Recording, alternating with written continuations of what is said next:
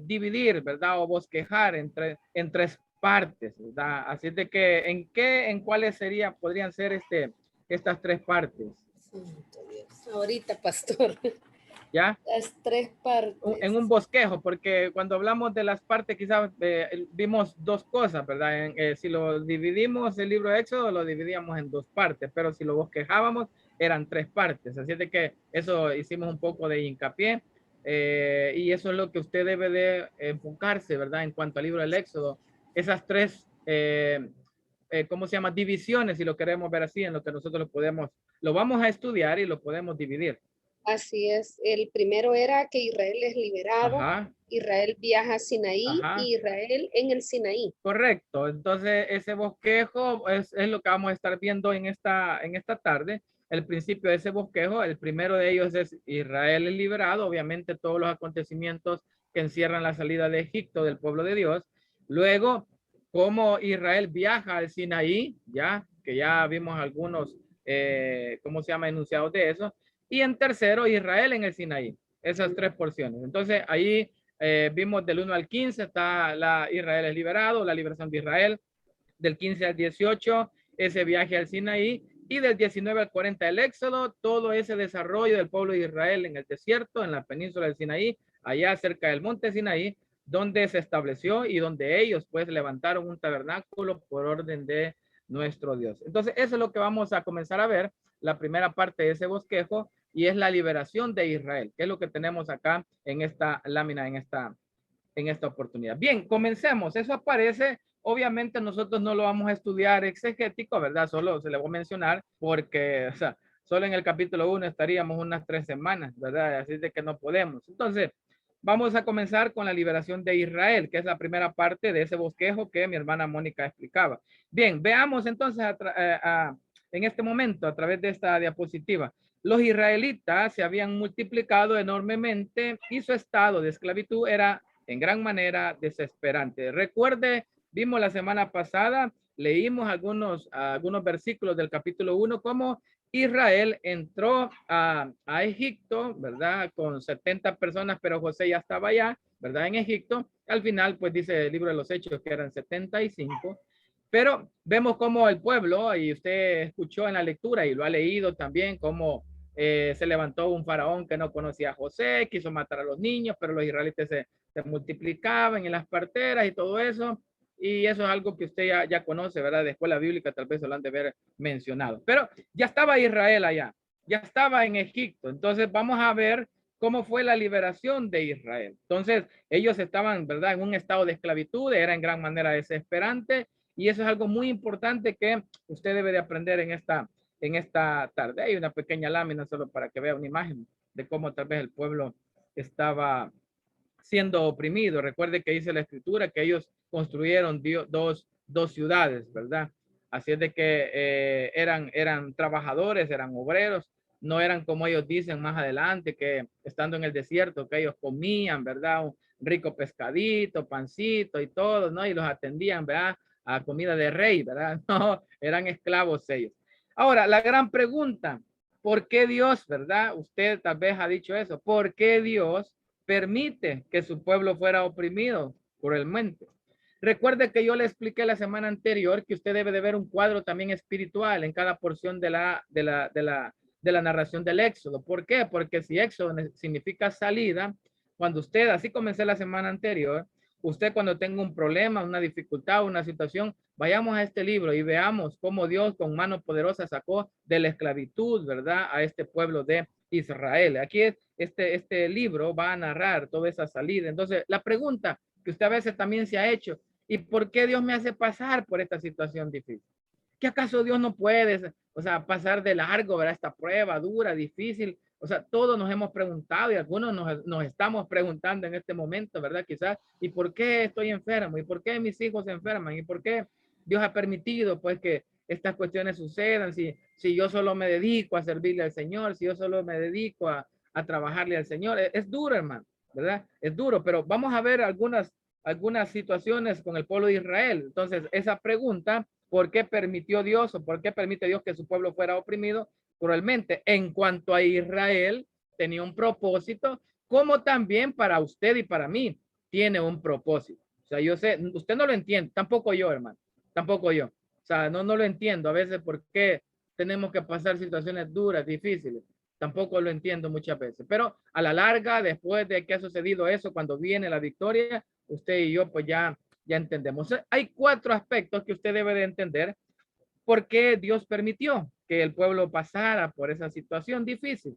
En primer lugar, mire qué esencial esto. Dios quería que naciera en ellos el deseo de salir de Egipto. ¿Por qué? ¿Por qué cree que aparece esta situación que Dios quería que naciera en ellos el deseo de salir de Egipto? Porque ellos ya se habían acomodado en Egipto, porque ellos ya habían, ¿verdad? Inclusive absorbido pues todo lo que esa nación pues les ofrecía, aunque se establecieron en Gosén, aunque no se dispersaron por otras regiones de Egipto, ellos ya prácticamente se acomodan, ¿verdad? Ya están muy cómodos, así como en tiempos de Zorobabel, cuando regresaron de Babilonia, pasaron cerca de 16 años, ¿verdad? En los cuales pues ellos se habían acomodado. Por eso es que el profeta Ageo les dice, es tiempo, ¿verdad? De tener casas artesonadas y la casa de Jehová está toda destrozada. O sea, no la han construido, la han dejado abandonada, porque cuando Zorobabel vino y comenzó a edificar el templo, la obra se paró por 16 años. La dejaron abandonada y ya ellos se establecieron pues en Israel y se olvidaron de la casa de Dios.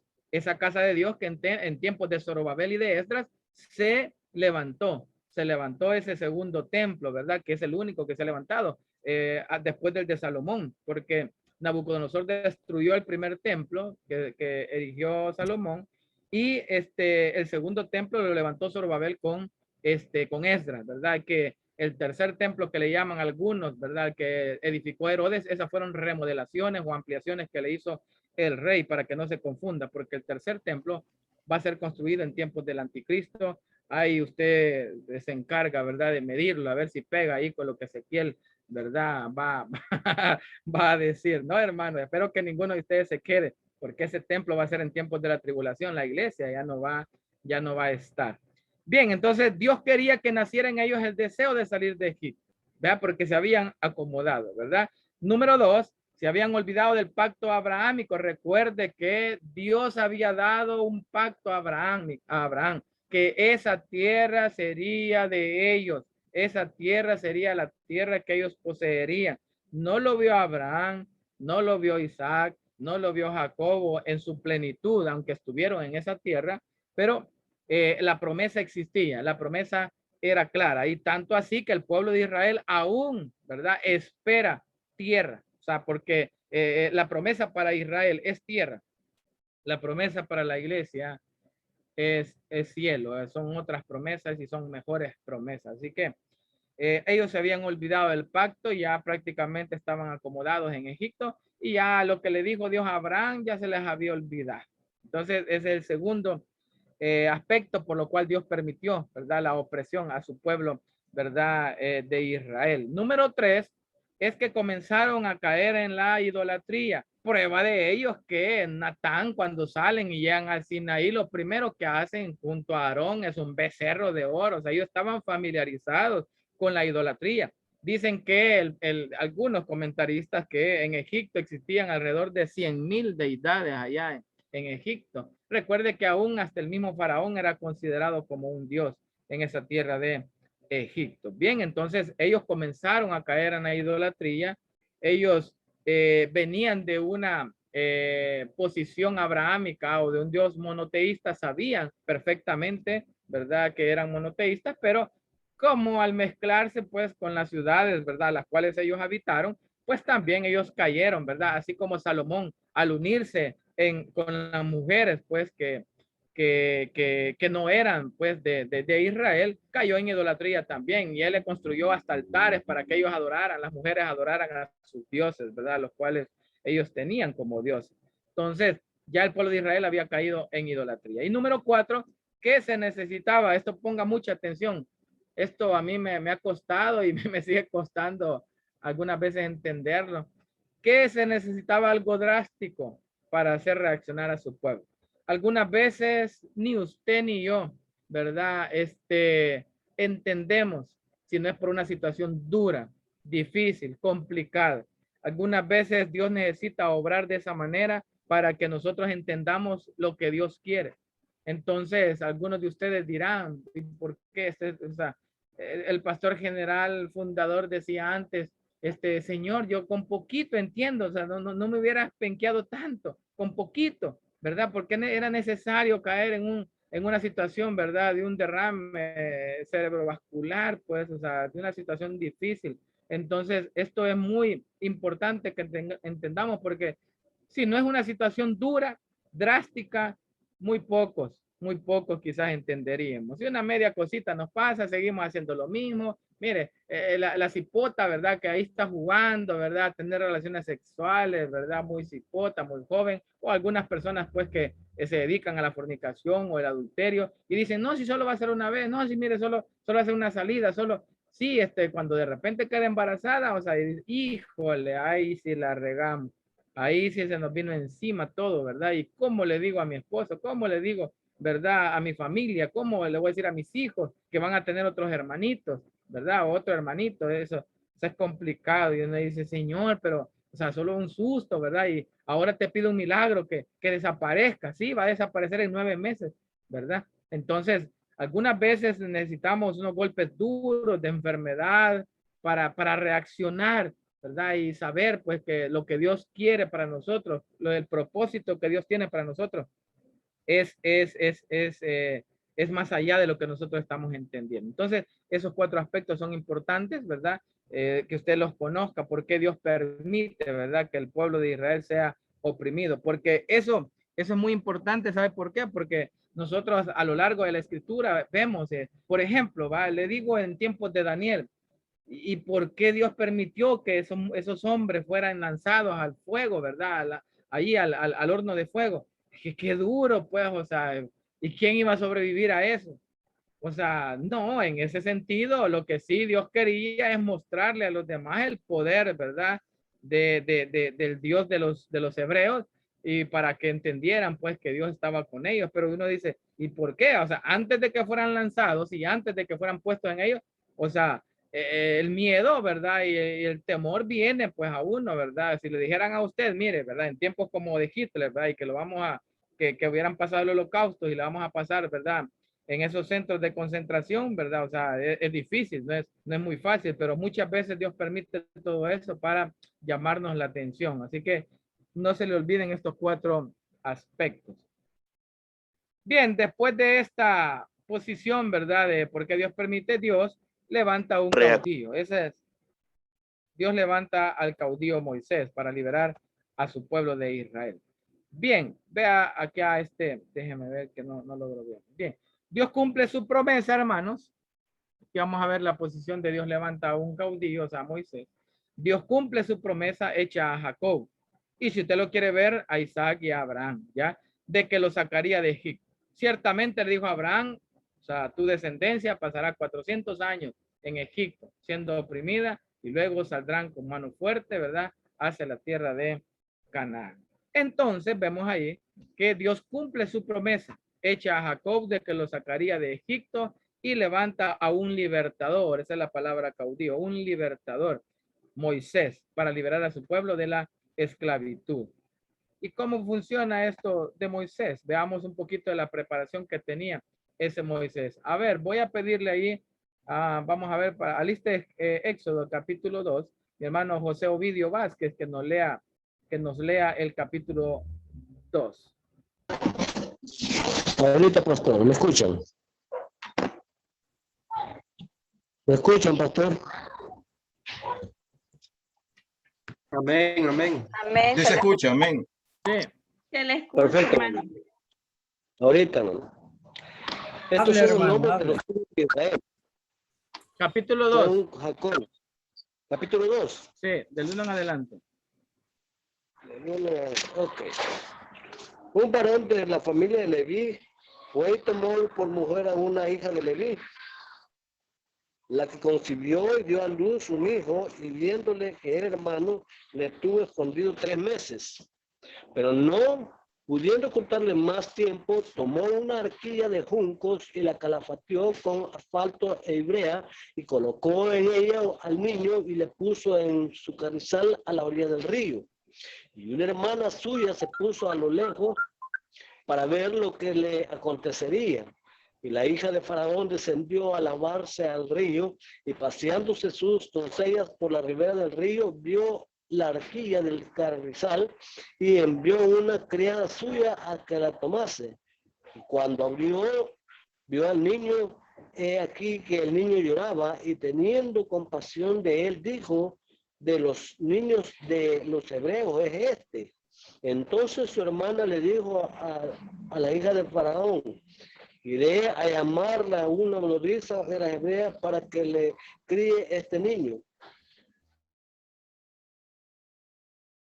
Y la hija fue la doncella y llamó a la madre del niño, a la cual dijo a la hija de Faraón, lleva a este niño y críamelo, y yo te pagaré. Y la mujer tomó al niño y lo crió.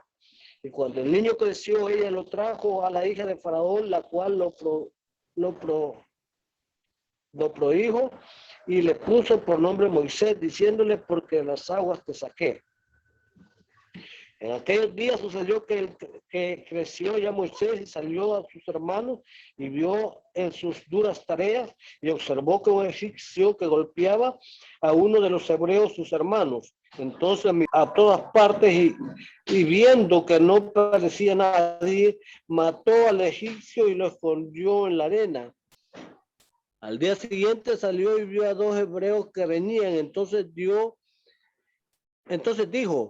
al que maltrataba al otro, ¿por qué golpeas a tu prójimo? Y él respondió, ¿quién te ha puesto a ti por príncipe o juez sobre nosotros? ¿Piensas matarme como lo mataste al egipcio? Entonces Moisés tuvo miedo y dijo, ciertamente esto ha sido descubierto. Oyendo Faraón acerca de este hecho, procuró matar a Moisés, pero Moisés huyó delante de la tierra de Faraón y habitó en la tierra de Madián. Estando junto al pozo siete hijas que tenía el sacerdote de Madián, vinieron a sacar agua para llenar las pilas y dar de beber a las ovejas de su padre. Mas los pastores vinieron y las echaron de ahí. Entonces Moisés se levantó y las defendió y dio de beber a sus ovejas. Y volviendo ellas a Reuel, así se llama, no, Reuel, su padre, él le dijo, ¿por qué habéis venido hoy tan pronto?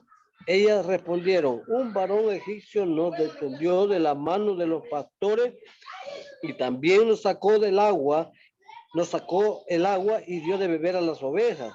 Y dijo a sus hijas, ¿dónde está? ¿Por qué habéis dejado a ese hombre? Llamadle para que coma. Y Moisés convino en morar con aquel varón y él dio a su hija Séfora por mujer a Moisés. Y ella le dio a luz un hijo y él le puso por nombre Gersón, porque dijo, forastero soy en tierra ajena. Y aconteció que después de muchos días murió el rey de Egipto y los hijos de Israel gemían a causa de la servidumbre y clamaron y subió a Dios el clamor de ellos con motivo de servidumbre. Y oyó Dios el gemido de ellos y se acordó de su pacto con Abraham, Isaac y Jacob. Y miró Dios a los hijos de Israel y lo reconoció Dios. Ok, gracias. Ahí está el capítulo 2. En cuanto a Moisés, ven ustedes ahí, vamos a ver esa preparación de Moisés. Recuerde que en el pasaje que acabamos de leer aparece que él riñó con un egipcio, lo mató, lo escondió, enterró en la arena, luego vio dos hebreos discutiendo y usted sabe un poquito de eso, de lo que acabamos de leer. Pero interesante, como dice acá, Moisés fue tocado por el Espíritu para liberar a su pueblo a la edad de 40 años. Moisés fue instruido en Egipto. Moisés conocía las letras de Egipto. la vida de Egipto, ¿verdad? La vida social, la vida religiosa, la vida política. Moisés conocía, se fue criado alrededor del faraón, porque la hija de faraón pues lo tuvo, que fue quien lo recogió. Entonces, pero veamos un poquito de esa preparación, esos 40 años, ¿verdad? Que prácticamente pasa en su momento pues allá en Egipto. Luego pues va a pasar a tierra de Madián, donde pues se le da revuelo o su suegro Jetro, ¿verdad? A Séfora. Entonces, es importante que veamos un poquito acerca de esa preparación. Entonces, Moisés fue tocado por el Espíritu de Dios para liberar a su pueblo, ya vamos a ver el capítulo 3, de 40 años, para lo cual llegó a ser libertador, legislador, dirigente, profeta y mediador. Entonces, Moisés fue tocado por el Espíritu de Dios para liberar a su pueblo. Recuerde con lo que terminó mi hermano en el capítulo 2 diciendo, y oyó Dios el gemido de ellos y se acordó de su pacto con Abraham, Isaac y Jacob.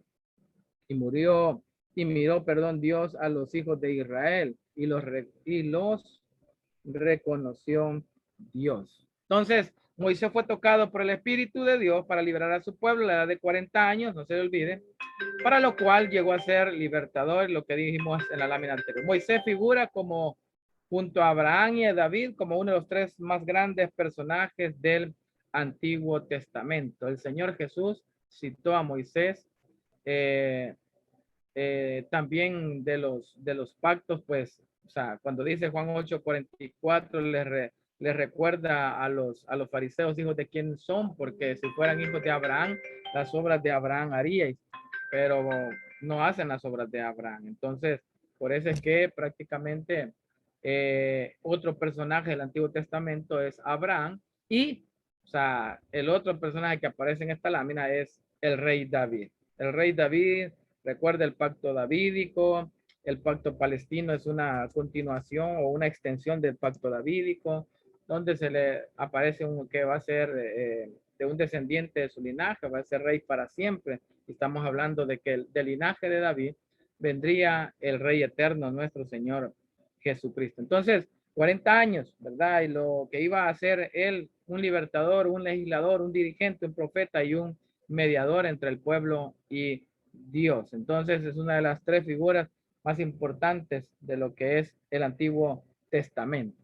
Veamos, su padre fue Amram. A ver, veamos por aquí, que nos lee ahí mi hermana, aquí no veo, Ana García. Léanos Éxodo 6:20, hermana Gabriela Guardado 2:21 del Éxodo, todos son citas del Éxodo. Tenga ahí su Biblia. Rafael Rivera, léanos, ¿verdad? Éxodo 3:1.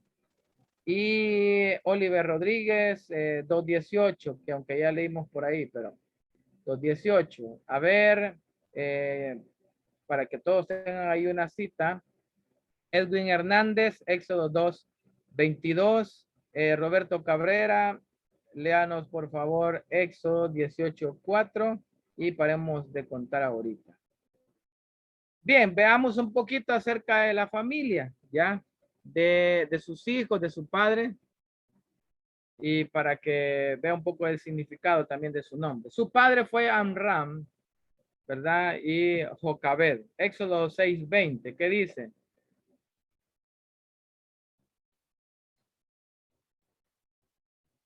Hola.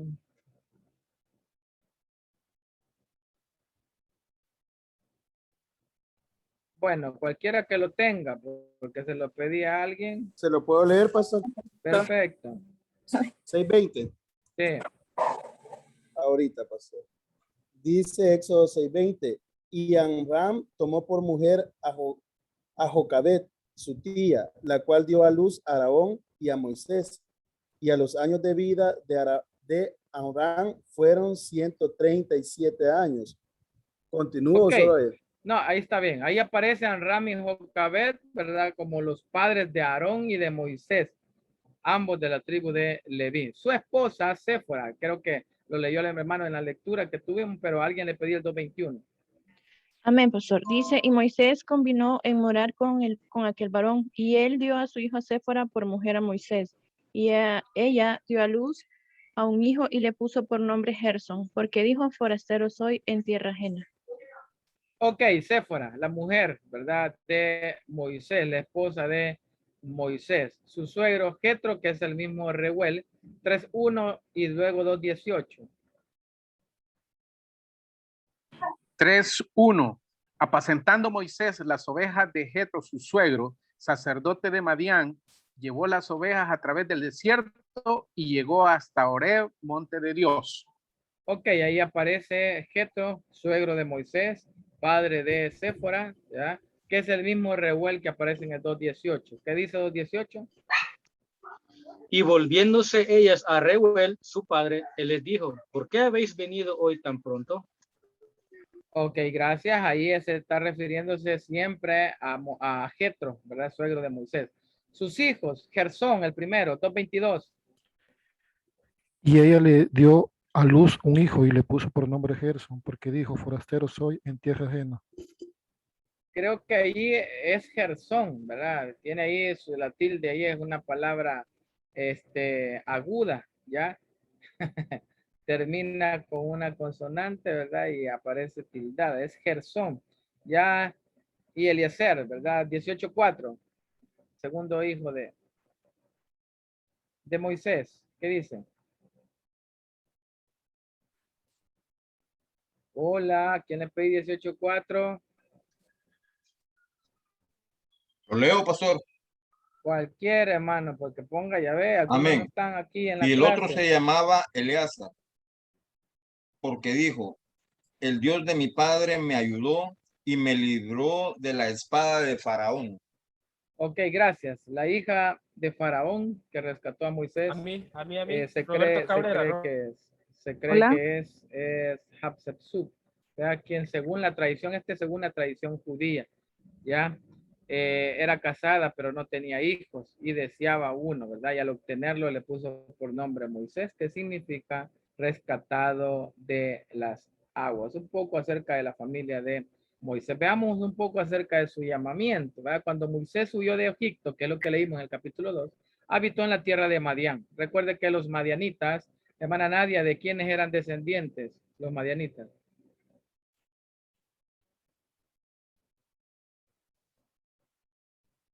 Me chispoteó. En Madián. Perdón.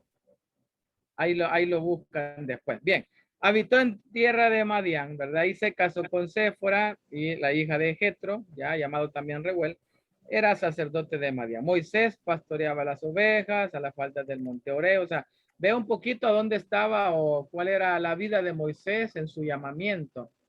Ya, a faldas del monte Oreb, ¿verdad? O monte Sinaí, ¿verdad? Y vio una zarza ardiendo y esa historia usted la conoce perfectamente. El fuego de la zarza simboliza la presencia de la santidad de Dios. Eso es muy, muy importante. Ahí está el recorrido, ¿verdad? De Ramsés, Sucot, parte de la ruta del pueblo de Israel hacia el monte Sinaí. Ahí está un poquito, ¿verdad? De la ruta del pueblo de Israel hacia el monte Sinaí. Eso, aquellos que llevan costumbres y geografía, ya se pueden exactamente ese mapa. Bien, dice acá la revelación dada a Moisés del nombre Jehová. Recuerde que vimos la semana pasada que si Moisés le dice, si me preguntan quién me manda, ¿qué le digo que eres? ¿Quién les digo que eres tú? Yo soy. Bien, le vamos a pedir a Devani Salgado que busque Juan 8:58, lo tenga por ahí. A mi hermano Melvin Arias, Apocalipsis 1:17. Y a Calena Torres que busque Juan 18 del 4 al 6. Hermano, Veamos voy esto. manejando. Vaya, ok, entonces veámosle a Sandra de Molina. Sandra de Molina, Juan 18 del 4 al 6. Bien, veamos un poco acerca del nombre de Jehová. Pero antes quiero preguntarle, aquí aparece Luis Vega. Yo mencioné algo, creo que con ustedes acerca sí, con ustedes fue, creo yo, sí, en teoría debe ser así. Como allá en costumbres también estamos viendo acerca de la ruta del Éxodo. Pero hermano Luis Vega, yo les hablé algo acerca del nombre de Jehová la semana pasada. ¿Puede recordarse de algo? O lo voy a dejar después del hermano Luis. Alguien que también quiera participar. Dígame, hermano. ¿Me escucha, pastor? Sí. Bueno, buenas noches. Primero le escribí ahí en el chat que por ratos apago la cámara porque estoy en el trabajo. Entonces, Ok. pero con relación a lo que me dice del El nombre de nombre. Jehová, Ajá. yo me recuerdo que esto viene de lo que se conoce como el tetragramatón. Y para los judíos es algo que ellos lo ven demasiado elevado, demasiado sagrado, a tal punto que ellos no lo pronuncian, no se atreven a pronunciarlo. Y esto básicamente llegó a la transliteración del nombre de Jehová que conocemos nosotros, porque empezaron ellos a intercalar vocales entre estas letras, ¿verdad? Ya que en el hebreo tengo entendido que no hay vocales. Entonces, me recuerdo de eso y también de que, Bien, dejémoslo ahí, hermano Luis Vega. Gracias. Lo que usted espera, dice es cierto, pero no lo he escuchado en esta materia. Lo he escuchado en alguna otra materia o en algún otro lugar. O sea, lo que yo les explicaba acerca del nombre de Jehová fue otra parte, ¿verdad? Pero gracias por el aporte. ¿Verdad? Sí, es cierto lo que usted está diciendo, pero yo quiero encontrar algo de lo que se dijo en la clase pasada. A ver, alguien más que quiere colaborar ahí. Dígame. Pastor, Sí, usted dijo de que era la primera vez que Dios se revelaba a él con su nombre, ¿verdad? Y exacto. que era él se estaba revelando a su pueblo para que ellos reconocieran que él era Dios y que todo lo que él hizo, ¿verdad? Todo lo que él hizo para liberarlos, su omnipotencia, su omnisciencia, todos sus atributos, ellos supieron que era él el que iba a orar, el que estaba obrando. Exacto, sí, exacto. Ahí, por ahí está lo que yo andaba buscando. ¿Verdad? Dios ¿Alguien bendiga, más quiere? pastor. Una persona más. Yo Una soy el vez, que una Dios persona lo soy, más. bendiga, ¿verdad, pastor. pastor? Sí, correcto. Una opinión más. A Moisés Dios le dijo que dijera yo soy. ¿Quién cuando fuera al pueblo le dijo, ¿quién voy a decir quién es el nombre? Decirles que yo soy. Y de ahí él dijo que yo soy Jehová. Sí, eso es cierto, ¿verdad? Pero lo que yo ando buscando es lo que mi hermana pues estaba comentando. Recuerde que Faraón le dijo, ¿y quién es Jehová para que yo libere al pueblo de Israel? Entonces, en relación a esa pregunta, es que va el nombre de Jehová. Y si bien es cierto, ¿verdad? Lo que mi hermano explicaba acerca del nombre, que es una unión, ¿verdad? De lo que es Yahweh o Yahvé, ¿verdad? Que YHWH. Y la palabra Elohim, ¿verdad? Que es una palabra que prácticamente, perdón, la palabra Adonai, perdón, Señor, que es donde le agarran las vocales, ¿verdad? De Adonai, ¿verdad? Y lo transliteran ahí, ¿verdad? Con la palabra o hacen una fusión con la palabra YHWH, que es lo del tetragramatón que decía por ahí mi hermano. Entonces, pero lo que más me interesa a mí es acerca de el nombre en cuanto a las características, los atributos que bien decía mi hermana. En respuesta a esa pregunta de Faraón, Dios va a contestar con todo lo que Dios es, poderoso, omnipotente, es sabio, eterno. Él es un Dios que endurece los corazones, que doblega los corazones, o sea, esas características, esas cualidades, esos atributos que Dios tiene, ¿verdad? Y eso es lo que vimos la semana anterior, que el nombre, o sea, usted les di el ejemplo, pues que son conocidos, ¿verdad? Por sus cualidades, sus características, ¿verdad? Donde ustedes trabajan, donde ustedes habitan, ya Don Goyito, no, es una gran persona, Don Goyito, ese señor, mire, tiene una gran paciencia, mire, y no sé qué, o sea, porque todas esas características son propias del nombre, ¿verdad? Y eso es lo que hace. Entonces, Dios se da a conocer con ese nombre de Jehová, porque dice en la escritura que leímos que nunca se había dado a conocer con el nombre, y el nombre tiene que ver con todas esos milagros, ¿verdad? Eso que iba a hacer en Egipto, ¿verdad? Las plagas, ¿verdad? Ya vas a ver quién es Jehová.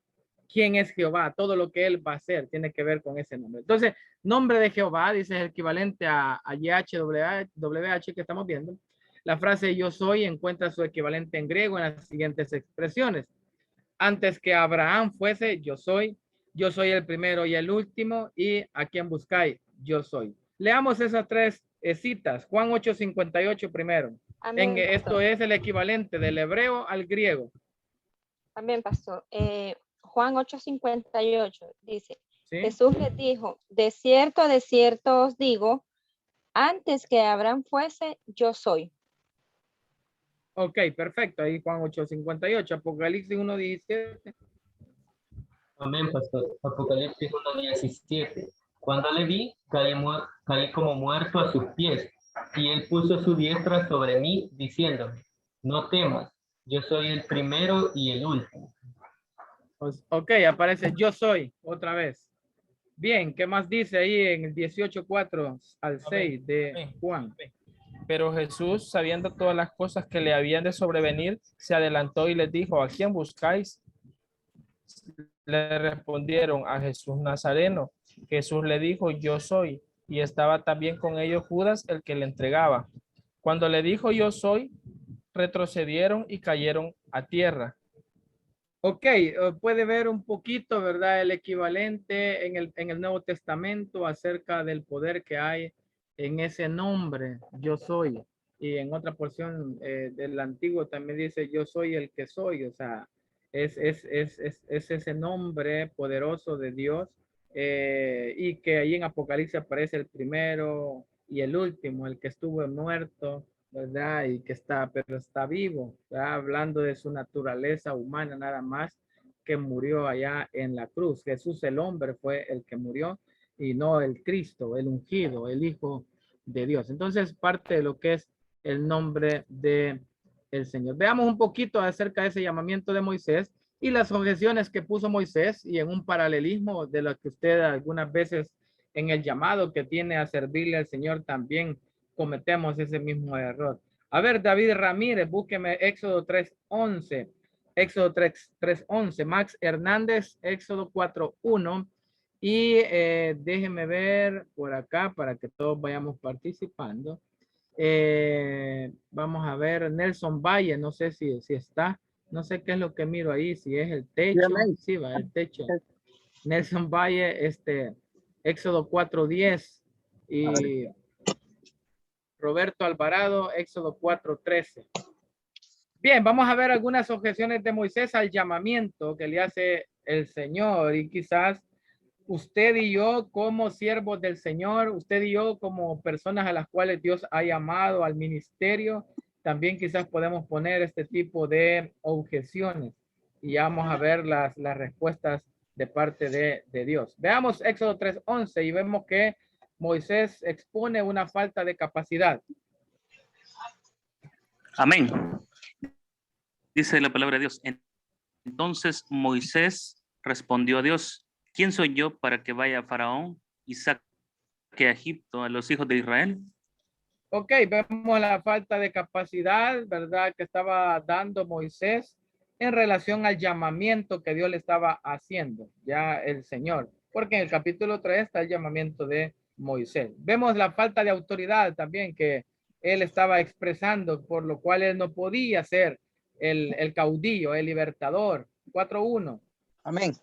Entonces Moisés respondió diciendo, he aquí, ellos no me creerán, ni oirán mi voz, porque dirán, no te ha aparecido Jehová. No te ha aparecido Jehová. Sí, estaba expresando la falta de autoridad, ¿verdad? ¿Y quién, o sea, y quién eres tú? O sea, ¿y quién te ha puesto, verdad, como caudillo? ¿Y quién te ha dado esa autoridad para venir, verdad, a hablar con nosotros? Entonces, estaba demostrando la falta de capacidad en primer momento, y estaba mostrando la falta de autoridad en segundo momento. También la falta de palabras, ¿verdad? No se consideraba un Apolos, ¿verdad? Alguien que tenía mucha elocuencia. Éxodo 4:10. Dice, entonces dijo Moisés a Jehová, ay Señor, nunca he sido hombre de fácil palabra, ni antes ni desde que tú hablas a tu siervo, porque soy tardo en el habla y torpe de lengua. Ok, gracias hermano. Entonces estaba hablando que él tenía una falta de elocuencia, que era falto de palabras, ¿verdad? Igual que muchos de nosotros, ¿verdad? Para contar chistes somos buenos, hermanos. Para robarnos el show somos buenos, ¿verdad? Pero cuando Dios nos pide... Bueno, ¿y a quién están matando ahí? Hombre? Al suelo. Al suelo, ¿verdad? Hijo. Está jugando Free Fire ahí el hermano. Viendo una película de guerra. Cabal, déjenme apagarle el hermano audio. José Ovidio tiene el Warzone está jugando. micrófono. José Ovidio, por favor, apaga su micrófono. Ahorita lo desconecto aquí. Va, ya todo, solo el que me va a leer 4:13. Pero les decía, mis hermanos, que así pasa con muchos de nosotros, ¿verdad? Que decimos que no tenemos facilidad de palabras, pero miren, si hay algo que yo le puedo dejar muy en claro es que cuando Dios le va a utilizar, Él, ¿verdad? Él le va a dotar de todos los recursos para que usted desarrolle el trabajo. Recuerde que cuando envió a aquellas personas, el Señor les dijo, no se preocupen por lo que van a hablar, ¿verdad? Porque no serán vosotros los que habléis, sino el Espíritu Santo les dirá las palabras que tendrán que decir. Y yo doy fe de ello.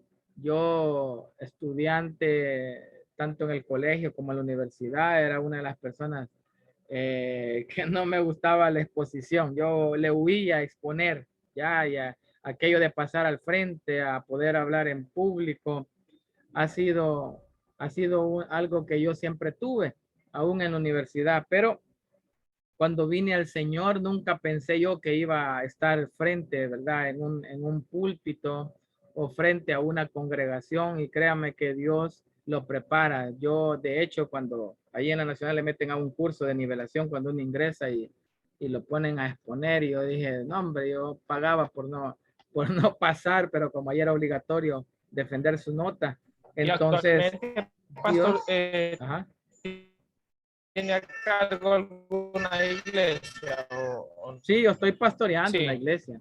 Sí, estoy pastoreando una iglesia y me he parado inclusive en la central, pertenecía al coro de ahí del Colegio de Teología en una oportunidad, ¿verdad? En mi época de estudiante y tuve de los privilegios que he tenido en pararme en ese púlpito, ¿verdad? En ese escenario como en 3 ocasiones a cantarle al Señor, ¿verdad? En el ministerio que tenía el Colegio de Teología cuando era estudiante y la verdad que no ha sido fácil, ¿verdad? Pero son de los privilegios que Dios le da, ¿verdad? He predicado en iglesias también grandes y Dios pues también le respalda a uno. Así es de que no se preocupe, ¿verdad? Si Dios le ha llamado, yo sé que muchos a veces ponemos objeciones como las que está poniendo Moisés, ¿verdad? Que no podemos hacer tal cosa, que no tenemos la capacidad, que no tenemos la autoridad, ¿verdad? Nadie me va a creer, nadie me va a recibir el mensaje. Si es que nosotros no predicamos, no anunciamos el mensaje, es ni suyo ni mío, es el mensaje del Señor, es el evangelio de Cristo. O sea, ¿sabe cuánto es difícil? Y esto, si le sirve de algo a usted, tómelo, hermano. Lo difícil es cuando usted va a predicar a un lugar y empieza a hablar de usted. Allí sí tiene problemas. Cuando usted habla de usted y mire que yo, que mire que mi familia, que mire que mis hijos, y mire, híjole, y usted habla más de usted y de su familia, de su trabajo, de su negocio, y no habla de Jesús. Dios nos ha mandado a hablar del evangelio y el evangelio es Cristo. Y usted debe de enfocarse. Cada vez que usted agarra la Biblia y empieza a predicar en un lugar, aquellos que tal vez ya tienen el privilegio de tener una obra o un ministerio o servir, ¿verdad? Al Señor y predicarle, pues, aunque sea un mensaje de 5 o 10 minutos, sepa que usted, entre menos hable de usted, va a ser mejor, ¿ya?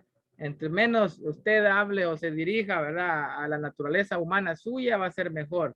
Hable de Cristo, que ahí es donde el Espíritu Santo le va a respaldar, ¿verdad? Pero muchos, le digo con mucho respeto, pues nos cansan de los sermones, de hablar de la familia, de hablar del trabajo, de hablar de las cosas que le sucedieron en el día, de hablar de un montón de cosas. ¿Y dónde quedó el Señor? ¿Dónde quedó Jesús? ¿Dónde quedó la salvación? ¿Dónde quedó la santidad? ¿Dónde quedó un Dios de misericordia, un Dios de bondad? Así es de que cuando usted se pare en algún lugar donde usted va a hablar de Dios, hable de Él, no hable de otra cosa. Hay gente que habla, o sea, se dedica a contar chistes en los púlpitos y, no, hombre, perdóneme, o sea, desperdiciamos el momento para que Dios nos pueda utilizar. Yo no digo y no estoy en contra que usted pueda bromear, ¿verdad? Pero hay gente que los 40 minutos, ¿verdad? Se los dedicó pues al Paquín, ¿verdad? Que ha leído toda la semana preparando las ilustraciones, ¿verdad? No, hable de la Biblia. De hecho, yo cuando, o sea, me dijeron a mí, mira, compraba un libro de 1001 ilustración, ¿verdad? O sea, para predicar. O sea, así la Biblia tiene muchas ilustraciones que usted la puede ocupar también para predicar. Así de que mientras usted hable del Evangelio, mientras usted hable del Señor, no tendrá ningún problema. Pero nos quedamos con el último pasaje, Éxodo 4:13, perdón, y acerca de la falta de voluntad. A ver, Roberto, creo que era el que tenía ese pasaje. Y él dijo, ay Señor, envíate ruego por medio del que debes enviar. Entonces está mostrando Moisés la falta de voluntad de ir. O sea, ¿no le recuerda este pasaje o este momento de la escritura a Jonás?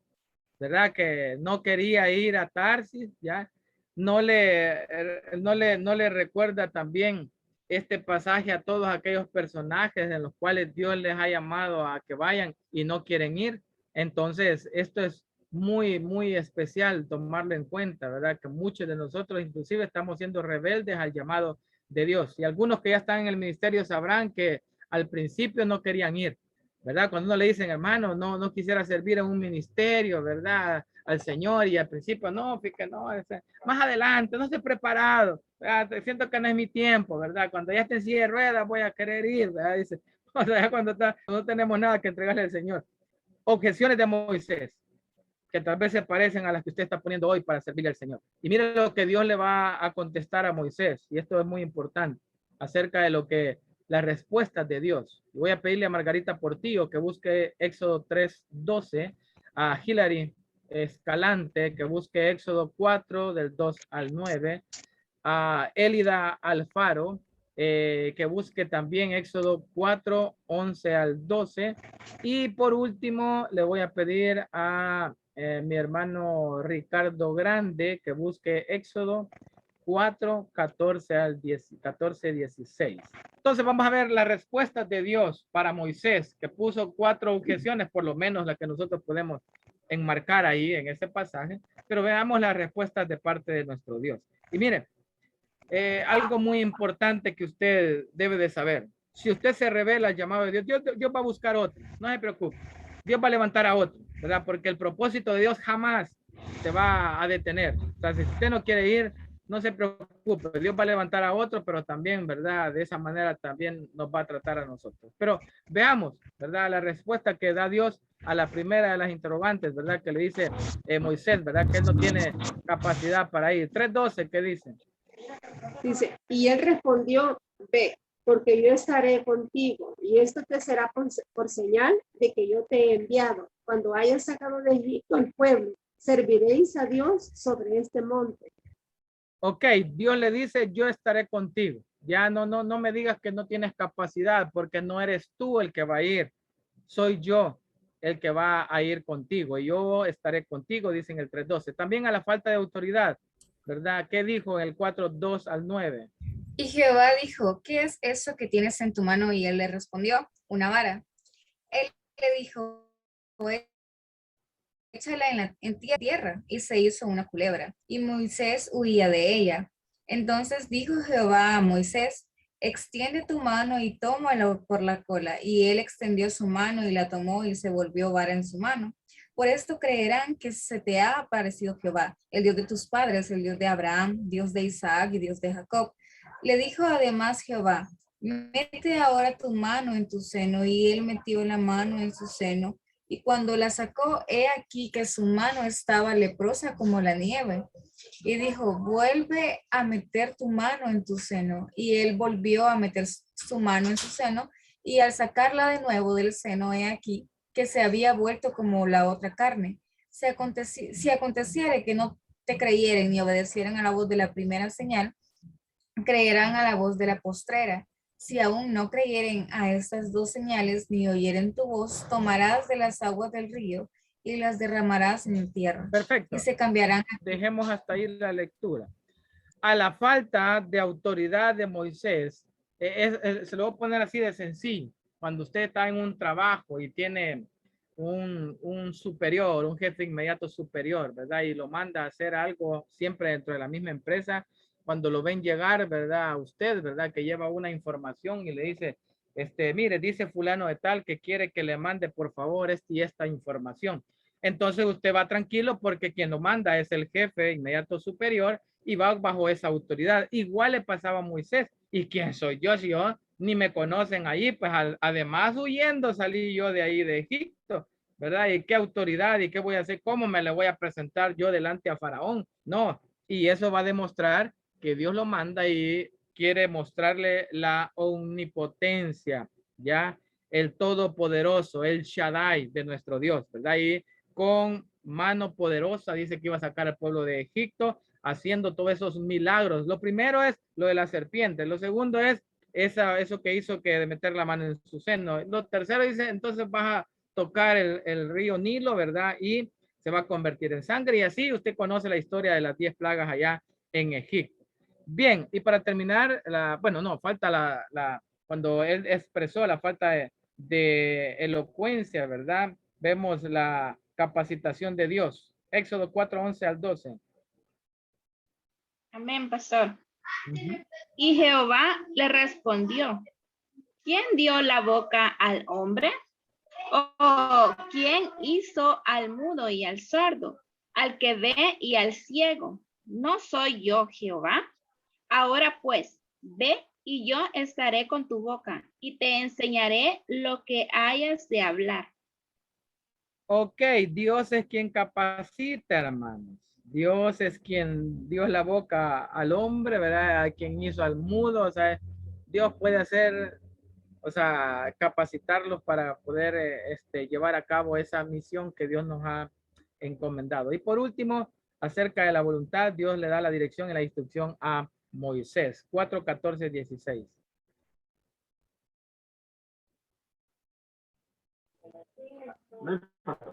Entonces Jehová, ¿me escuchan? Sí, digan.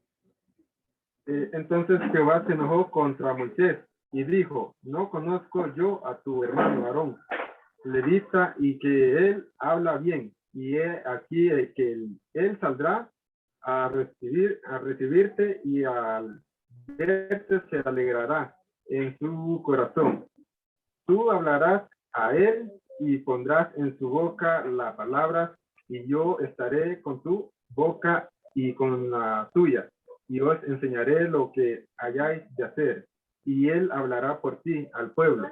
Él te será a ti en lugar de boca, y tú serás para él en lugar de Dios. Perfecto, ahí estamos viendo que la objeción de Moisés es la falta de voluntad, ¿verdad? Pero Dios le iba a dar la dirección en la instrucción de Moisés, porque uno dice muchas veces, ¿verdad? ¿Y qué voy a hacer?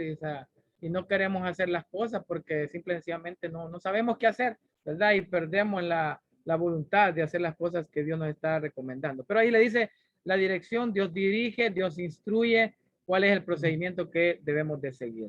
Bien, nos vamos a quedar hasta aquí. Regresamos a las 7:05 para poder comenzar la segunda parte. Nos vamos a quedar en este momento en el receso. Ok, continuamos aquí en las respuestas. Y quiero ver a quién. Sandra Beltrán, no sé si está por acá. Sandra Beltrán, que nos lea Éxodo 4:24 al 26. Creo que no había dado ese pasaje. ¿Sí está? Sí, pastor, aquí estoy. Ok, Éxodo 4:24, para ver el suceso, ¿verdad? En que Dios quiere matar a Moisés, que tiene Vaya, Éxodo mucho significado. 4:24 y 26. Sí. Y aconteció en el camino que en una posada Jehová le salió al encuentro y quiso matarlo. Entonces Séfora tomó un pedernal afilado y cortó y el prepucio de su hijo y lo echó a sus pies, diciendo, a la verdad, tú me eres un esposo de sangre. Así le dejó y luego ir. Y ella dijo, esposo de sangre, a causa de la circuncisión. Ok, gracias. Recuerde que Jetro era de Madián, pero Moisés era de la tribu de Leví. Pero había una señal del pacto que es la circuncisión del pacto abrahámico, como lo vimos en el libro del Génesis, que las señales del pacto, la primera era que Dios le cambió el nombre y la segunda era la circuncisión. Entonces, este suceso en que Dios quiere matar, ¿verdad?, a Moisés, ¿verdad?, haciéndolo enfermar hasta el punto de morir, se explica como una advertencia de circuncidar a su hijo. Esa es la interpretación que le damos a ese pasaje, ¿verdad?, que Dios quería que siguieran la línea, pues, que Dios había dejado estipulado como la señal del pacto abrahámico. Bien, ya vimos a las objeciones, ya vimos las respuestas de Dios. Siempre, cuando Dios llama, ¿verdad?, siempre va a capacitar, siempre va a estar con uno, siempre va a darle dirección e instrucción y siempre va a demostrar su omnipotencia. Bien, veamos un poco acerca del conflicto. Aquí póngame mucha atención en esto. Vamos a ver acerca de lo que sucede allí ¿cómo se llama? Con Faraón. Vamos a ir un poco rápido para que no nos entretengamos mucho. El conflicto de Faraón. Miren, los faraones, ponga atención a esto, eran vistos, como les dije anteriormente, como hijos de Ra, el dios solar de Egipto. Faraón estaba familiarizado con muchos dioses. Les dije yo que algunos pues consideran que habían hasta 100,000 deidades, algo parecido a lo que estaba allá en Babilonia. Egipto estaba repleto de dioses, a los cuales ellos llamaban dioses, obviamente, pero nunca habían oído, ¿verdad?, acerca de Jehová. Nunca habían contemplado, se parece en algo a lo que el apóstol Pablo, creo que fue en Atenas, que encontró un altar que decía Dios no conocido. Ya, o sea, siempre tienen sus multitud de dioses, pero hay algunos lugares en los cuales nunca han oído acerca de Dios, ¿verdad?, acerca de nuestro Dios. Entonces, nunca habían oído acerca de Jehová. Y si Jehová era el Dios de los esclavos, qué pobre era Jehová, pues, ¿verdad? No tenía poder porque sus hijos estaban siendo esclavos, oprimidos en Egipto. Entonces, si Dios, ¿verdad?, o si Jehová era el Dios de los esclavos hebreos, no podía ser demasiado poderoso, pensaba Faraón. Ese es el conflicto, ¿verdad?, de Faraón. O sea, pensaba de esta manera: no conozco ese Dios Jehová, no sé quién es. Y si es Dios, ha de ser un diosito ahí, o sea, ha de ser alguien que no tiene mucho poder, porque ¿cómo es que permite que su pueblo esté siendo esclavizado? Y aún yo pueda aprovecharme de ellos. Ese era el conflicto que estaba sucediendo acá con Faraón. Entonces, por lo tanto, dice al principio, Faraón no le preocupaba el mensaje de Jehová, ya que llevaba a Moisés, ¿verdad? Cuando llegó por primera vez, se presentó que aún, ¿verdad?, los brujos, los magos, ¿verdad?, los hechiceros hicieron lo mismo que Moisés hizo en cuanto a lo de la serpiente. Entonces, ya que dice ahí, ya que no había visto ninguna evidencia del poder del Señor, nunca había oído de él, ni mucho menos había visto qué es lo que ese Dios podía hacer, porque por 400 años que el pueblo de Israel había estado en Egipto, no se había manifestado él. Entonces, Faraón, dice, por el contrario, se consideraba a sí mismo como un Dios. Esto le hace decir con arrogancia: mire, ¿quién es Jehová para que yo oiga su voz y deje ir a Israel? A ver, hermana Elida Alfaro, Éxodo 5:2. ¿Quién es Jehová? ¿Ya? ¿Y ese de dónde lo sacaron? ¿Ya? ¿Y ese de dónde lo inventaron? 5:2. ¿Sí? Y Faraón respondió: ¿quién es Jehová para que yo oiga su voz y deje ir a Israel? Yo conozco a Jehová, yo no conozco a Jehová, ni tampoco dejaré ir a Israel. ¿Sigo, pastor? No, ahí está bien. Yo no conozco a Jehová, ni tampoco voy a hacer nada de lo que me manda decir.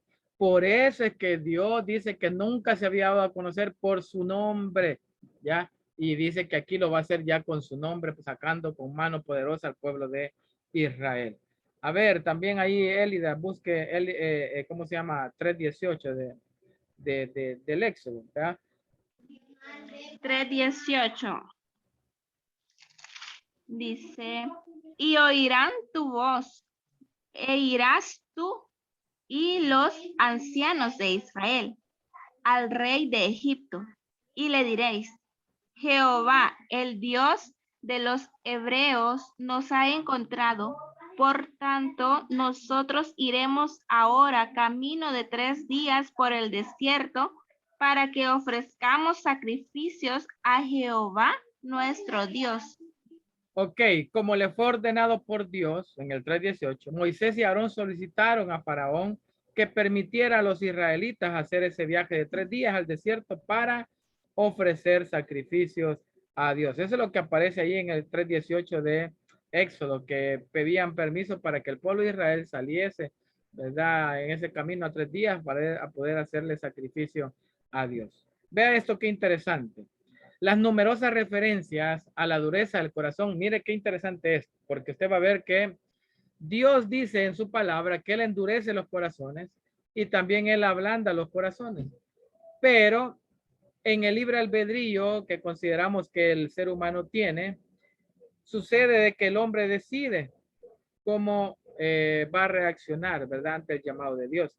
Y aquí vamos a ver que las plagas o las primeras plagas tienen que ver con la desobediencia o más bien con la arrogancia de Faraón, ¿verdad? Y él dice que endurece su corazón. Bien, las numerosas referencias a la dureza del corazón de Faraón subrayan la importancia del tema. Ya la narración describe esta dureza de 2 maneras. ¿Cuál dureza? La de Faraón, la del corazón del Faraón. Se informa que el Faraón endureció su propio corazón.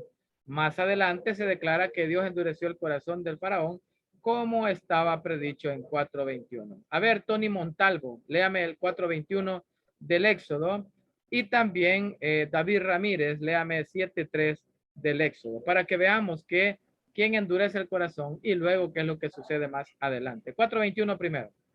Y dijo Jehová a Moisés, cuando hayas vuelto a Egipto, mira que hagas delante de Faraón todas las maravillas que he puesto en tu mano. Pero yo endureceré su corazón, de modo que no dejará ir al pueblo. Y dirás a Faraón, Jehová ha dicho así, Israel es mi hijo, mi primogénito. Continúo, pastor. Ok, no, está bien. ¿Verdad? Dice al principio que se informa que el Faraón endurece su corazón, pero en el 4:21 dice que Dios endurecerá su corazón. ¿Pero qué dice el 7:3?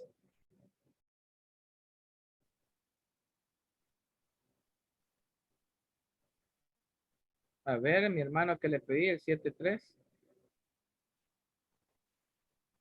Lo leo, pastor. Espérenme. ¿Quién le dije? ¿Se acuerdan el nombre? Por aquí lo di para ver quién es el que no está ahorita.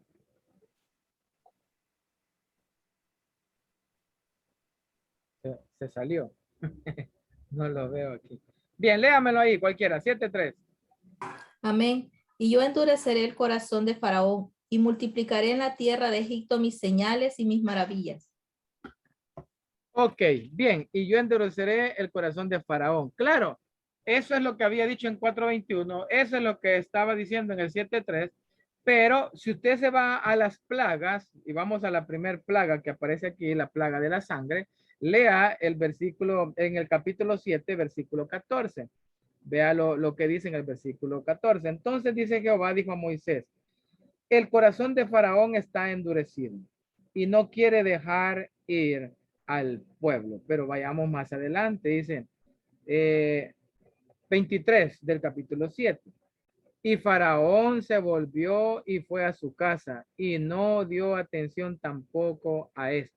Y en todo Egipto hicieron pozos alrededor del río para beber, porque no podían beber de las aguas del río. Y se cumplieron 7 días después que Jehová hirió el río. Ahí puede ver usted acerca de la plaga, ¿verdad? O más bien de la plaga de la sangre del río Nilo convertido en sangre. pero quiero que usted ande buscando un pasaje aquí donde dice, déjenme ver cuál es.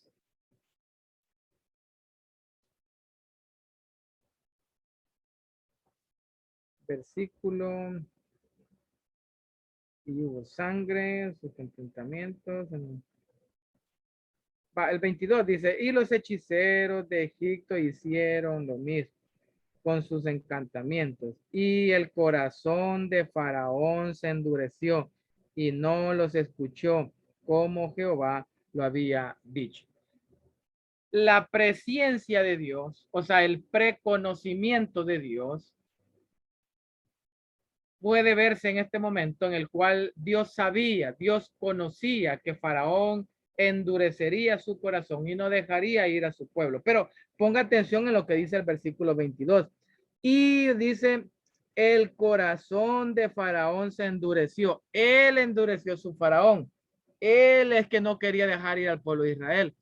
En los primeros 5 plagas, usted lo lee detenidamente en su casa porque no vamos a tener el tiempo, pero así como hemos leído en la primera plaga y las 4 que vienen, dice que Faraón endureció su corazón. A partir de la 6ª plaga, Dios endurece el corazón de Faraón, como lo dice en el 4:21 y como lo dice en 7:3. Hoy te voy a demostrar quién soy yo. Hoy vos tal vez querías, pero yo voy a hacer que endurezcas tu corazón y no dejes ir a mi pueblo, y voy a castigarte al extremo que voy a también a matar a tu primogénito. Entonces, algo muy interesante en lo que aparece acá en la escritura. Entonces, vemos que se informa que el faraón propiamente endureció su corazón y posteriormente Dios es quien endurece su corazón. Veamos acerca de las 10 plagas, así rapidito.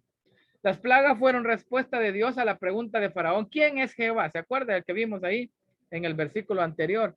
Que decía, ¿quién es Jehová? Ahí mi hermana leyó aquí el pasaje de Éxodo 5:2.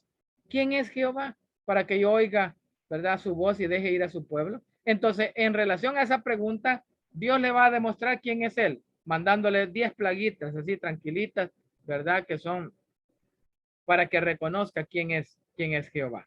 A esa Dios va a responder con esas 10 plagas. Una de las palabras que se traduce como plaga significa literalmente dar golpes o herir. Ese es el significado de esa palabra, ¿verdad?, de plagas. ¿Por qué? Porque Dios va a dar esos golpes, va a herir al pueblo de Egipto, por Faraón, ¿verdad?, por la necedad de él, los va a golpear, los va a herir, ¿verdad?, por todo lo que estaba aconteciendo y por confiar más en sus deidades, en sus dioses, en su idolatría y que en el Dios de Moisés. Entonces dice dar golpes o herir. Ese es el significado. Ponga atención y subráyelo ahí. El significado de la palabra plagas. Uno de esas, ¿verdad?, de esas palabras se traduce como plagas, ¿verdad?, dar golpes o herir. Pero existen otros 2 vocablos ya acerca de lo que aparece ahí como plagas, ¿verdad? Existen dos vocablos para describirla como señales de juicio y prodigio. Recuerde que una señal, mis amados hermanos, es algo que está anunciando más adelante, ¿verdad? O sea, hablar de señales no solamente dice que Jesús hacía este principio de señales, hacía porque él estaba anunciando algo más adelante y eso era el reino de Dios y eso era la posteridad, ¿verdad?, que vendría pues con el reino del ungido, del Mesías. Entonces, señales de juicio y prodigios. Ya estaba anunciando lo que se venía sobre Egipto, se venía sobre el pueblo egipcio. Entonces, así que estas eran señales divinas que demostraban que Dios era el supremo con actos divinos, actos poderosos. Los egipcios rendían culto a las fuerzas de la naturaleza, ya tales como el río, el sol, la luna, la tierra, el toro y otros animales. Cada una de las plagas fue un desafío a esos dioses egipcios y una censura a la idolatría. Cada una de las plagas, hermanos, iba dirigido a una de esas deidades que ellos tenían, a esos dioses que ellos tenían.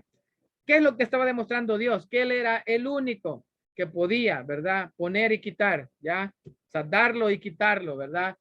Por eso es que dice Faraón, le pidió a Moisés que oraran y cesó la plaga. Entonces, ninguna de los dioses de ellos, ninguna de las deidades de ellos pudieron parar, ¿ya?, la plaga que Dios había dado al pueblo de Egipto. Entonces, ellos rendían sus cultos, pero esos dioses egipcios, ¿verdad?, no podían hacer absolutamente nada para impedir lo que Dios estaba haciendo. Veamos cada una de esas plagas así rápidamente, el orden de las plagas, el agua del Nilo. No voy a leer los pasajes porque no nos vamos a entretener mucho en eso. Convertida, ¿verdad?, en sangre, fue un golpe sobre el dios Api, ya, dios de las inundaciones del Nilo. Usted, no es mi intención que se haga experto, ¿verdad?, en cada una de las deidades de Egipto, pero lo que sí, en términos generales, sí necesito que usted aprenda es que las plagas fue un golpe duro hacia cada una de los que los egipcios llamaban dioses, ¿ya? Para que viesen que ninguno de ellos podía salvarle ante la autoridad de Dios, ante las plagas que Dios había mandado. Prueba de ello, hermanos, haciendo un paralelismo de lo que va a suceder en la tribulación. Los 7 sellos, las 7 copas, las 7 trompetas, los juicios de Dios que vendrán para todo el mundo entero, como dice Apocalipsis 3:10. He aquí yo también te guardaré de la hora de la prueba que ha de venir a los moradores de la tierra, a los que moran sobre el mundo entero. No habrá nada ni nadie que pueda impedir el juicio de Dios. Bendito sea el Señor, que la iglesia ya no estará. Entonces, así como Faraón no pudo impedir el juicio de Dios sobre su nación, sobre su pueblo, así tampoco podrán impedir el juicio de Dios en esos 7 años de tribulación, 7 años de gran tribulación que habrán sobre este mundo entero. Sepan y entiendan, cuando después de sean derramadas, ¿verdad?, la ira de Dios sobre este mundo, sobre este planeta, nadie lo podrá impedir. De hecho, hay una situación ahí en particular, ¿verdad?, que se le da autoridad a los jinetes para traer el juicio de parte del Señor, y prácticamente será de aplicación general para toda la humanidad, y solo va a salvaguardar más que todo a esos 144,000 que andarán predicando el evangelio del Señor Jesucristo. Entonces, sepan y entiendan en ese paralelismo. Por eso es que dice, ¿verdad?, que el que le quite, ¿verdad?, a esta palabra, pues vendrán todas las plagas que están en ellas escritas. Desde que hace mención de las plagas de Egipto, hace mención de todos los juicios de Dios. Así es de que cuidadito con alterar la palabra de nuestro Dios. Entonces, veamos, ¿verdad?, el orden de las plagas, el agua del Nilo, era un golpe al dios Api, el pueblo se llenó de ranas, la plaga número 2. Los egipcios relacionaban, ¿verdad?, las ranas con el dios Ek. Ahí usted, si quiere, lo busca. La plaga de los piojos, algunos lo traducen como mosquitos, ¿verdad?, y no piojos como usted y yo los conocemos, ¿verdad?, que el polvo de la tierra era considerada sagrada en Egipto, fue convertida en insectos molestos, ¿verdad?, sobre cada uno de los egipcios. Las moscas era un desafío para Belcebú, el dios de las moscas. La muerte del ganado, el dios Amón, ya, el dios adorado en todo Egipto, era un animal sagrado en forma de toro. Las úlceras, ya, los granizos, la tormenta de truenos, rayos y granizos devastó la vegetación y mató a los animales de Egipto. Esto es muy, quizás está aquí detallado. A ver, alguien que me lea 9:20 del Éxodo, solo para ver esta situación que le va a servir más adelante en su preparación teológica. El vocablo trueno significa realmente voces de Dios. Ese es el significado de esa palabra, trueno. Los egipcios que escucharon la advertencia, misericordia de Dios, salvaron su ganado. ¿Qué dice el 9:20 de Éxodo? Amén. De los siervos de Faraón, el que tuvo temor de la palabra de Jehová, hizo huir sus criados y su ganado a casa. Ok, lea, a ver, ahí mismo usted que está leyendo, léame el 13 en adelante, al 19. La plaga de granizos. Sí. Entonces Jehová dijo a Moisés, levántate de mañana y ponte delante de Faraón y dile, Jehová, el Dios de los hebreos, dice así, deja ir a mi pueblo para que me sirva, porque yo enviaré esta vez todas mis plagas a tu corazón, sobre tus siervos y sobre tu pueblo, para que entiendas que no hay otro como yo en toda la tierra, porque ahora yo extenderé mi mano para herirte a ti y a tu pueblo de plaga y serás quitado de la tierra. Y la verdad que yo te he puesto para mostrar en ti mi poder y para que mi nombre sea anunciado en toda la tierra. Todavía te ensorbeces contra mi pueblo para no dejarlo ir. He aquí que mañana a esta hora yo haré llover granizo muy pesado, cual nunca hubo en Egipto, desde el día que se fundó hasta ahora. Envía pues a recoger tu ganado y a todo lo que tienes en el campo, porque todo hombre o animal que se halle en el campo y no será recogido a casa, el granizo caerá sobre él y morirá. Siga, siga. De los siervos de Faraón, el que tuvo temor de la palabra de Jehová, hizo huir sus criados y su ganado a casa.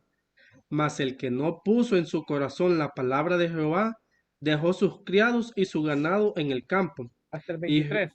y Jehová dijo a Moisés, extiende tu mano hacia el cielo, para que cuando venga granizo en toda la tierra de Egipto, sobre los hombres y sobre las bestias, y sobre toda la hierba del campo en el país de Egipto. Ajá. 23. Y Moisés extendió su vara hacia el cielo, y Jehová hizo tronar y granizar, y el fuego se descargó sobre la tierra, y Jehová hizo llover granizo sobre la tierra de Egipto. Ok, déjelo hasta ahí. Quería llevarle a ese versículo del 23 donde dice, y Moisés extendió su vara hacia el cielo, y Jehová hizo tronar y granizar. Fíjese que una de las formas en las cuales Dios se manifestaba o con las cuales Dios hablaba en el Antiguo Testamento es a través de los truenos. De hecho, en Apocalipsis aparece también esa figura de los truenos como la voz de Dios. Entonces, el vocablo trueno significa realmente voces de Dios. ¿Y cuál es la figura que nosotros vemos en este pasaje o en esta palabra? Es que es la forma en la cual Dios manifiesta también su poder o en la forma en la que Dios se da a conocer. Mire, cuando usted está presenciando una lluvia en este tiempo actual, cuando usted escucha esos truenos, esos relámpagos, no hay ninguno de los que estamos en este momento acá reunidos en esta clase, en donde no sintamos, ¿verdad? Aquel cierto temor al escuchar ese estruendo, ¿verdad? Esa fuerte tormenta y específicamente en esos truenos, ¿verdad? Porque esa es la forma en la que Dios manifiesta su voz, su poder. Entonces es una forma, de hecho, cuando el pueblo de Israel en algunas ocasiones se enfrentaba a algunas de sus batallas, Dios tronaba desde los cielos manifestando su magnificencia, manifestando su poder, manifestando que Él era ese Dios todopoderoso. Y por eso es que me llama la atención en este pasaje, en el 23, porque en Apocalipsis también lo va a poder observar usted. Entonces, por eso está puesto acá en esta lámina. El vocablo, ¿verdad? Trueno significa realmente voces de Dios. Es una forma de hablar de Dios, ¿ya? Los egipcios que escucharon la advertencia misericordiosa de Dios, salvaron su ganado. Y allí puede ver usted la misericordia de Dios, que Dios no estaba enojado con el pueblo, pero como quien con quien gobernaba el pueblo, quien dirigía el pueblo, quien era la cabeza, quien era la autoridad del pueblo, pues había revelado, pues Dios tenía que pasar factura para todo el pueblo. Y aún el pueblo después iba a criticar a Faraón por lo que había sucedido por causa de él. Bien, pasemos a la octava, dice la langosta, la diosa Isis o Serafis, ¿verdad? Algunos le mencionan con ese nombre, que supuestamente protegían a Egipto de las langostas, se vieron impotentes. Nadie puede impedir el juicio de Dios. Por eso decía nuestro pastor fundador, tus pecados, en Números 32:23, tus pecados te alcanzarán. Nadie va a impedir. Y esto no es, como él bien lo explicaba, ¿cómo se llama? Todo lo que el hombre sembrare cosechará. No, tus pecados te alcanzarán, es que en la forma que usted se comporta, ¿verdad? O en la forma que nosotros nos comportamos, pues de esa forma, pues más adelante nos van a pasar factura de cómo nosotros nos hemos comportado en esta vida, ¿no? 9, las tinieblas, era un golpe, ¿verdad? Para el dios Ra, o sea, el dios Sol, ya que él puso oscuridad y ningún dios podía hacer volver, ¿verdad?, la luz a ese momento. Y finalmente la muerte de los primogénitos, capítulo 12 del 29 al 36, donde ahí se estableció la fiesta de la Pascua que aparece acá en esta lámina.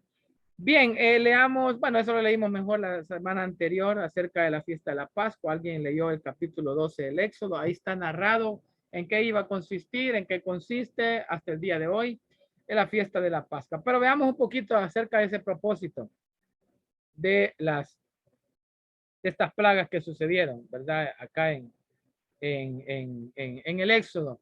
El propósito de las plagas para efectos de examen, miren, grábese esta lámina. Demostrar que Jehová es el Dios supremo y soberano. No hay deidad que se pueda oponer, no hay faraón que se cree Dios que se pueda oponer, ¿verdad? A ese Dios, a Jehová, Dios de los ejércitos.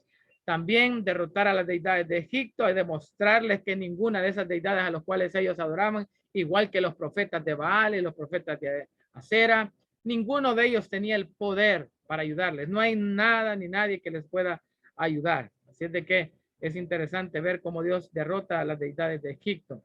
También quería castigar a los egipcios, mire, por esa opresión, hermanos, ¿verdad? Castigar a los egipcios por haber oprimido a los hebreos y por haber hecho tan amarga su vida. No, es que de Dios no se burla nadie. Y eso sí tiene una aplicación muy práctica para usted y para mí.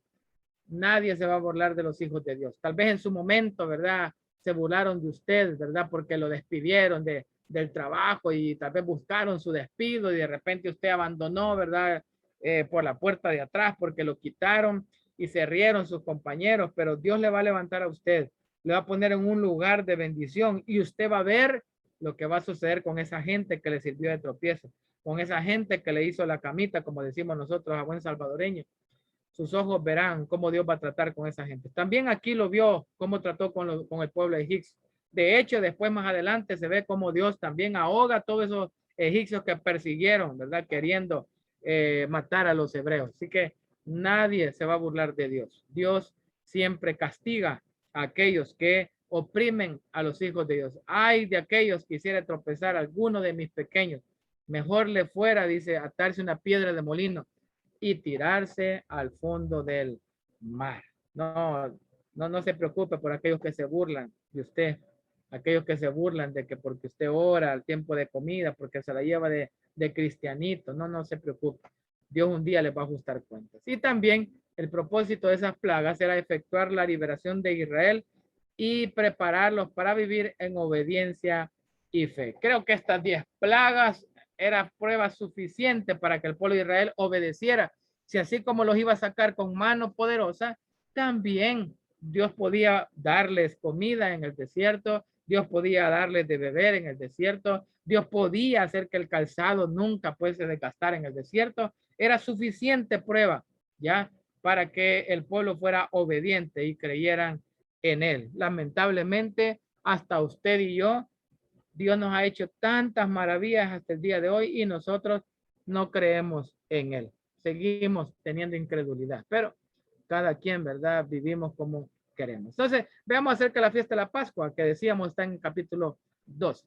Antes que Israel saliera de Egipto, Dios instituye la fiesta de la Pascua. Y esta fiesta es maravillosa porque iba a tipificar, era sombra de la obra de Cristo, que eso lo vi en alguna de las clases explicando. Entonces, Dios instituye la Pascua la misma noche que mueren los primogénitos egipcios.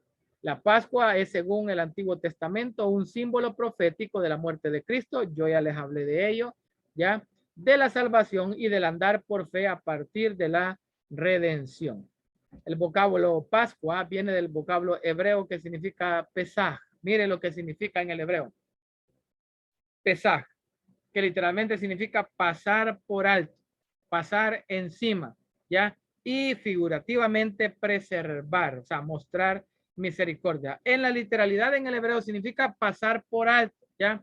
Pasar por encima. Dice que Dios pasó por alto, ¿verdad? Todos aquellos delitos y pecados que nosotros teníamos para regalarnos salvación y vida eterna.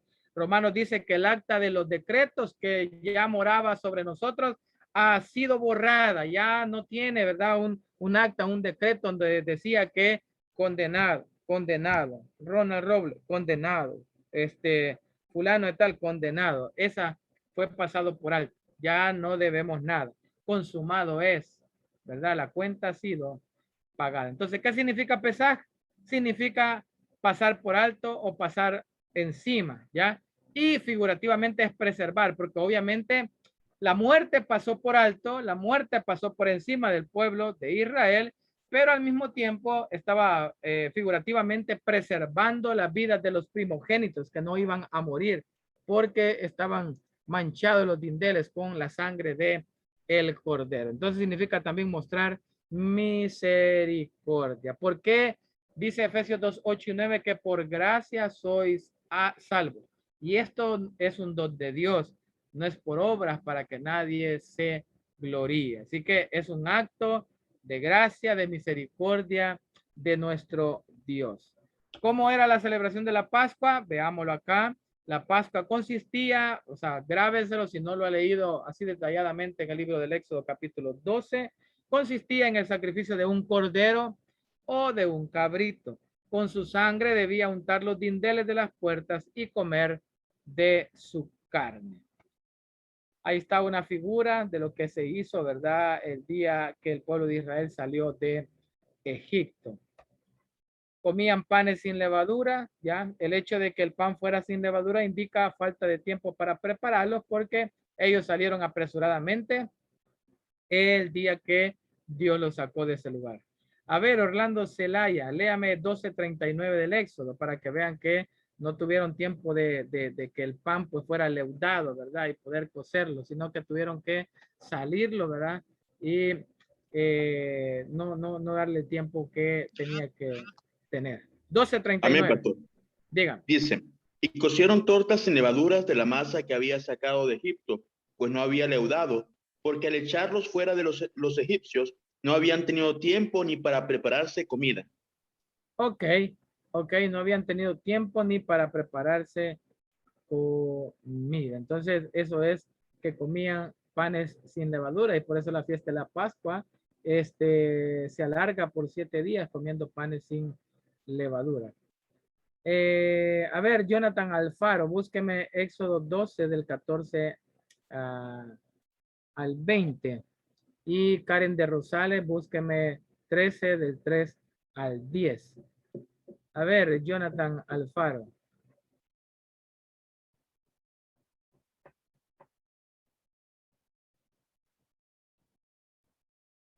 A él fue el que le pedí el versículo anterior, para me estoy recordando. Vamos a esperar.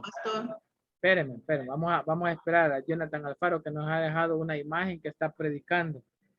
Pastor, dice que no le funciona. No le sirve el audio, pastor. Vaya, no le sirve el audio. Pero sí está entonces. Sí. Ni la cámara le sirve. También a la hermana Rosales no le funciona, pastor. Vaya. Vanessa Hernández entonces.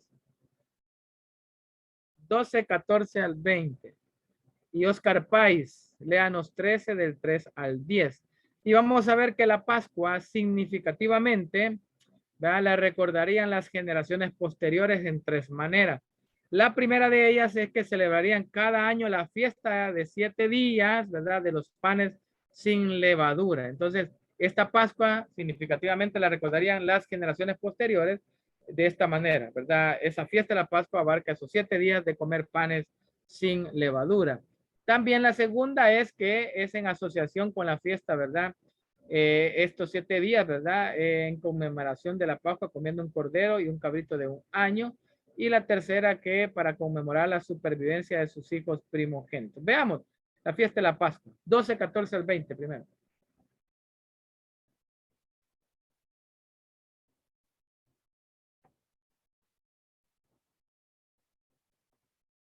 A ver, tampoco está Vanessa Hernández.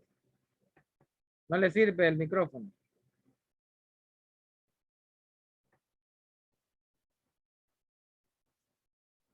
Va a estar viendo, quiero ver, el noticiero. Va a estar viendo, ¿no? A las 7, Tele 2. Tele 2. Vamos a ver qué dice el chat. Funcionan los audífonos, dice John. La hermana Vanessa Hernández. Vanessa Hernández. Listo para leer. Eso, pero, espera. Vamos a ver, Vanessa Hernández a la 1. Vanessa Hernández ha salido a comprar, ¿verdad? El pan francés, quizás, por ahí. Le están dando el cambio ahorita, ya viene. Oscar Pais, léanos ahí 13, del 3 al 10. Pastor, aquí estoy yo lista ya. Va, Voy a está probar bueno. el audio. Bueno, Está bien, el 13 correcto. al 3 al 10. Sí. Y Moisés dijo al pueblo. Espérame, tranquila. Solo les muestro ahí que hay personas que entran a la clase y no están en la clase, ¿ya? Así que si alguno conoce a estos dos hermanitos, ¿verdad? Díganle, sugiéranle, ¿verdad? Que estuvimos llamándoles solo para que vean. Tal vez, pues, se me equivoque en lo que estoy pensando, pero así sucede. Así sucede. Hay personas, pues, que se conectan, pero no están aquí.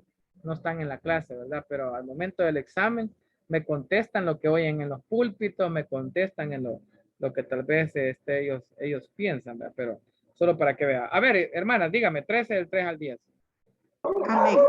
Y Moisés dijo al pueblo, tened memoria de este día, en el cual habéis salido de Egipto, de la casa de servidumbre. Pues Jehová os ha sacado de aquí con mano fuerte, por tanto, no comeréis leudado. Vosotros salís hoy en el mes de Abib, y cuando Jehová te hubiere metido en la tierra de Cananeos, del Eteo, del Amorreo, del Ebeo, del Jebuseo, la cual juró a tus padres que te daría, tierra que destila leche y miel, harás esta celebración en este mes. 7 días comerás pan sin leudar, y el 7º día será fiesta para Jehová. Por los 7 días se comerá. Dejémoslo hasta ahí. Estamos viendo Bueno. la fiesta de la Pascua instituida y dice que a partir de ahí van a comer 7 días panes sin levadura. 12 del 14 al 20. ¿Quién no tenía por ahí? Amén, pastor. Sí, dígame. Y este día os será en memoria. Lo celebraréis como fiesta solemne para Jehová durante vuestras generaciones. Por estatuto perpetuo lo celebraréis. 7 días comeréis panes sin levadura, y así el primer día haréis que no haya levadura en vuestras casas, porque cualquiera que comiere leudado desde el primer día hasta el 7º será cortado de Israel. El primer día habrá santa convocación, y asimismo en el 7º día tendréis una santa convocación. Ninguna obra se hará en ellos, excepto solamente que preparéis lo que cada cual haya de comer, y guardéis la... Ok, dejémoslo hasta ahí, hermano. Va. Amén. Lo que quiero yo mencionarles en cuanto a la fiesta de la Pascua, que la orden en el capítulo 12 y 13 que acabamos de leer era que cada año tenían que acordarse de celebrarla, porque esto iba a ser hasta la venida de Cristo, que ya muerto él, obviamente, pues se dan cuenta que se cumple todo lo que el Antiguo Testamento anunciaba acerca de la primera venida de nuestro Señor Jesucristo, del Mesías, del ungido de Jehová. Bien, entonces, en segundo lugar, no solamente se iban a recordar que cada año tenían que celebrarla, ¿verdad? A perpetuidad, llamémoslo así, ¿verdad? Por las generaciones, como dice el pasaje que leí a mi hermano, sino que tenían que asociarla con comer 7 días, ¿verdad? Panes sin levadura, para recordar que salieron pues con panes sin leudar, porque salieron rápidamente de tierra de Egipto. Entonces, por eso es que la segunda, ¿verdad? Significado, ¿verdad? Que tiene la Pascua, pues, es que es en asociación de esos 7 días, ¿verdad? Que iban a comer panes sin levadura. Y en tercer lugar, ¿verdad? Que iban a conmemorar la supervivencia de sus hijos, como Dios había guardado los primogénitos. Luego va a suceder, ¿verdad? Que el acontecimiento donde Dios quita los primogénitos y en lugar de los primogénitos toma a los levitas, ya como el pueblo escogido, porque los primogénitos, tanto de los hombres como de los animales, pertenecían al Señor. Pero luego eso cambia y hacen un cambio y pasan a ser los levitas, ¿verdad? Aquellos que Dios ha escogido para que sirvan en su santuario, para que sirvan en el tabernáculo, ¿verdad? Posteriormente. Bien, entonces eso dice allí, ¿verdad? Para conmemorar la supervivencia de sus hijos primogénitos, ¿verdad? Y los israelitas darían a Dios en el futuro todo primogénito de las crías de sus ganados. 13, 11 al 16. A ver, quien lo tenga por ahí. A ver, a Orlando Zelaya, solo que me levantó la mano. Y luego alguien que me tenga 13 del 11 al 16. Pastor, Dígame. solamente una consulta por curiosidad. ¿Hay algún principio o algo que pasó para que los levitas fueran específicamente los que sirviesen en el templo o fue simplemente elección de Dios? Claro que sí, lo vamos a ver tal vez en su momento cuando sucede lo del becerro de oro, ¿verdad? Que los que estén con Moisés se hagan a su lado y los levitas fueron los que se hicieron al lado de Moisés. A partir de allí, pues sucede que los toma el Señor, ¿verdad? En sucesión de los primogénitos. Ahí más adelante vamos a leer ese pasaje. ¿Cómo no? Pero sí tiene algo que ver. Bien, 13 del 11 al 16. Amén, pastor. Y cuando Jehová te haya metido en la tierra del cananeo, como te ha jurado a ti y a tus padres, cuando te la hubiere dado, dedicarás a Jehová todo aquel que abriere matriz, y asimismo todo primer nacido de tus animales, los machos serán de Jehová, mas todo primogénito de asno redimirás con un cordero, y si no lo redimieres, quebrarás su cerviz. También redimirás al primogénito de tus hijos. Y cuando mañana te pregunte tu hijo diciendo, ¿qué es esto? Le dirás, Jehová nos sacó con mano fuerte de Egipto, de casa de servidumbre, y endureciéndose Faraón para no dejarnos ir, Jehová hizo morir en la tierra de Egipto a todo primogénito, desde el primogénito humano hasta el primogénito de la bestia. Y por esta causa yo sacrifico para Jehová todo primogénito macho y redimo al primogénito de mis hijos. Te será pues como una señal sobre tu mano y por un memorial delante de tus ojos, por cuanto Jehová nos sacó de Egipto con mano fuerte. Ok, perfecto. Ahí aparece, ¿verdad? Que todos los primogénitos iban a ser del Señor. Busque, por favor, ya le digo, el libro de Números. Alguien que tenga ahí el libro de Números. En el capítulo 3. Y que me lea del versículo 1 en adelante. Amén, pastor. Dígame. Censos y deberes de los levitas.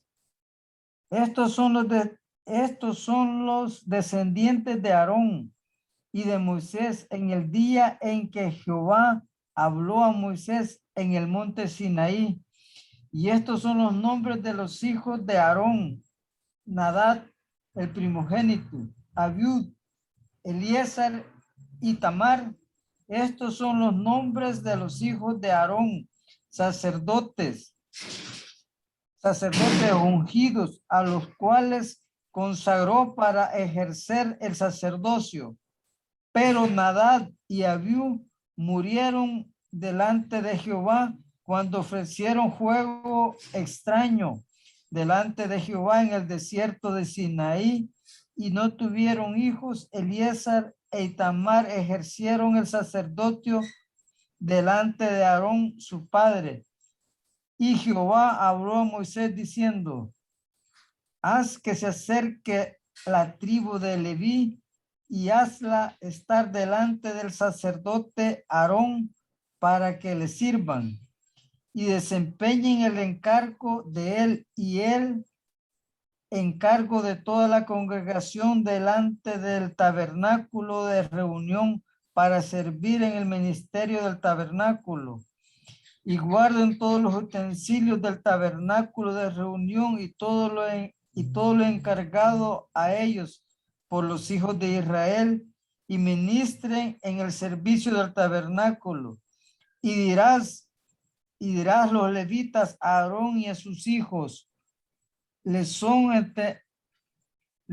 entrenamente dados de entre los hijos de Israel, y constituirás a Aarón y a sus hijos para que ejerzan el su sacerdocio, y el extraño que se acerque morirá.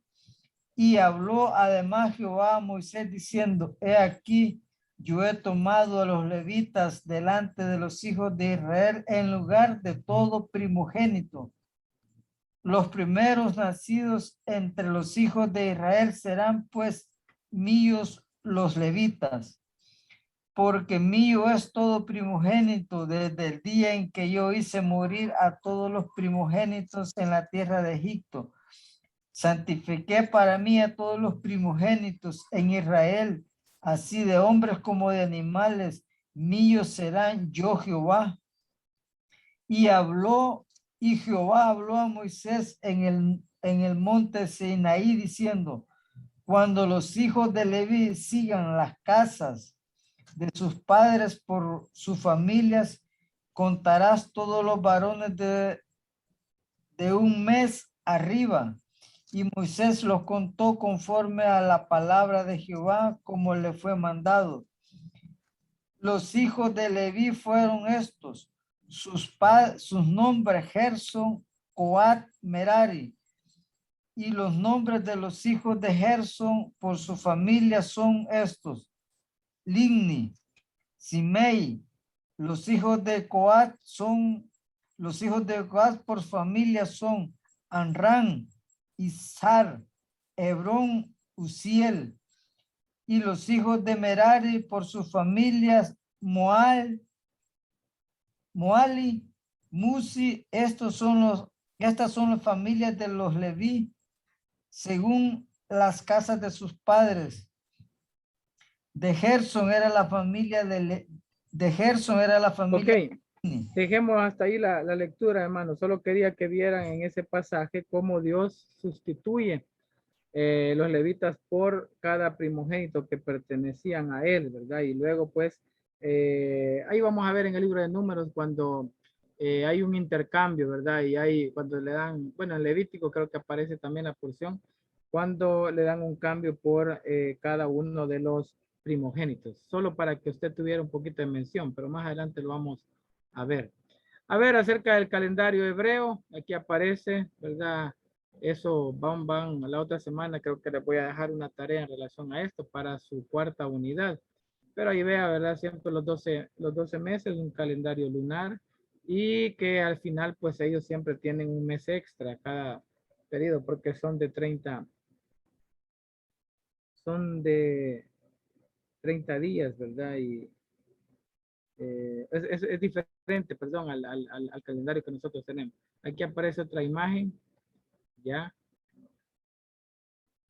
Y vea esto que vamos a ver. Con la primera Pascua comienza el calendario religioso en el mes de Abil, de Nisan. Aquí está, ¿ve?